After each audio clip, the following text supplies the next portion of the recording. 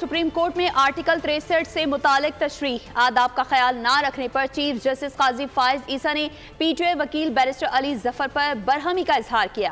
बोले आप आएं और हमें बेइज्जत करें, ये हम हरगिज बर्दाश्त नहीं करेंगे। सुप्रीम कोर्ट में आर्टिकल 63A से मुतालिक तशरीह, तहरीक इंसाफ के वकला आदाब अदलिया भुला बैठे।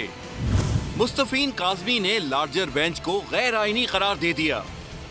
धमकी लगाई 500 वकला बाहर हैं। देखते हैं फैसला मुखालफत पर कैसे आता है। चीफ जस्टिस काजी फाइज ईसा ने पुलिस को बोलकर मुस्तफीन काज़मी को बाहर निकलवा दिया। अली जफर को मुखातिब करके बोले, ये क्या हो रहा है? जजिस से बदतमीजी का ये तरीका अब आम हो गया है। बोले आप आएं और हमें बेइज्जत करें, ये हम हरगिज बर्दाश्त नहीं करेंगे। जस्टिस जमाल ने अली जफर से कहा, आपके रवैये से जो थोड़ी हमदर्दी थी वो भी खत्म हो गई। सब्सक्राइब करें और बेल दबाएं ताकि कोई खबर रह न जाए।